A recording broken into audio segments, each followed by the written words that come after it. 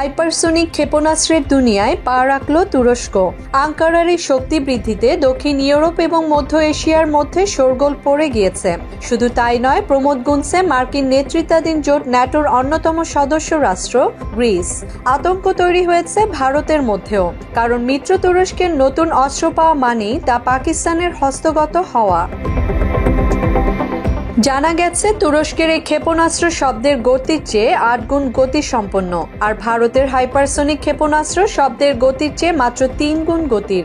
ফলে সক্ষমতার দিক থেকে মার খেয়ে যাবে ভারত।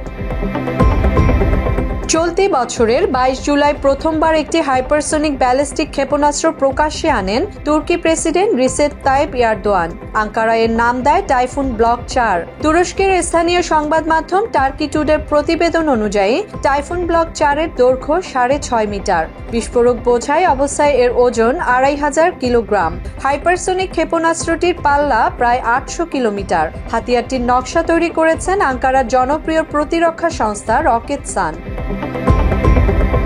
রকেটসান এক বিবৃতিতে জানায়, বহুমুখী ওয়্যারহেড ব্যবহারের সক্ষমতা রয়েছে এই ক্ষেপণাস্ত্রের। শত্রুপক্ষের air defence command and control centre, সামরিক বিমান রাখার হ্যাঙ্গারের মতো উচ্চমূল্যের কৌশলগত সামরিক পরিকাঠামো ধ্বংসের জন্য ক্ষেপণাস্ত্রটিকে তৈরি করা হয়েছে।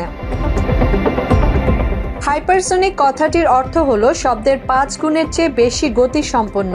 এই গোত্রের ক্ষেপণাস্ত্রগুলি পৃথিবীর বায়ুমণ্ডলের মধ্যে ঘন্টায় ৬১০০ কিলোমিটারের চেয়ে বেশি বেগে ছুটতে সক্ষম। ফলে হামলার সময় হাইপারসোনিক ক্ষেপণাস্ত্রকে চিহ্নিত করা বেশ কঠিন। একে ঠেকাতে ব্যর্থ হতে পারে বিশ্বের যে কোনো এয়ার ডিফেন্স।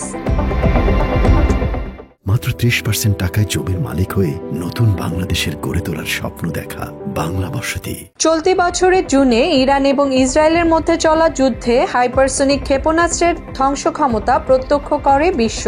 সাবেক পারস্য দেশের ছোড়া এই মরণাস্ত্রগুলিকে ঠেকাতে পুরোপুরি ব্যর্থ হয় ইহুদিদের অত্যাধুনিক এয়ার ডিফেন্স ব্যবস্থা।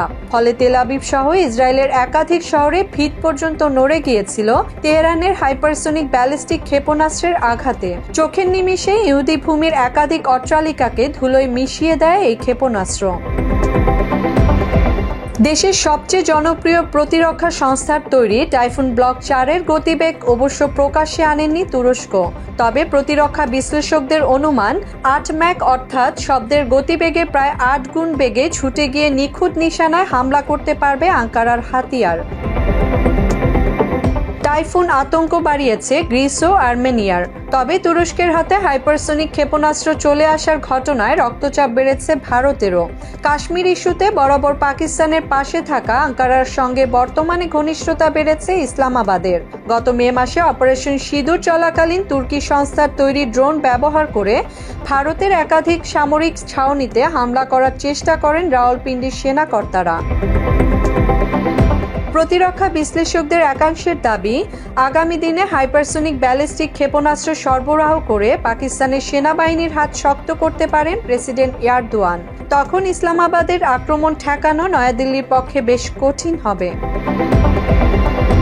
গত মে মাসে অপারেশন সিঁদুর এবং তাকে কেন্দ্র করে পাকিস্তানের সঙ্গে চলা যুদ্ধে রাশিয়ার সঙ্গে যৌথ উদ্যোগে তৈরি ব্রহ্মোস সুপারসনিক ক্রুজ ক্ষেপণাস্ত্র ব্যবহার করে নয়াদিল্লি। শব্দের প্রায় ৩ গুণ গতিতে ছুটতে পারে এই মরণাস্ত্র। এছাড়া অগ্নি এবং পৃথ্বী ক্ষেপণাস্ত্রগুলিকেও হাইপারসোনিক শ্রেণীতে বদলে ফেলার পরিকল্পনা রয়েছে ভারতের। তবে সবকিছুই এখনো পরিকল্পনা পর্যন্তই। মুসলিমা জাহান মিতু, বাংলা এডিশন।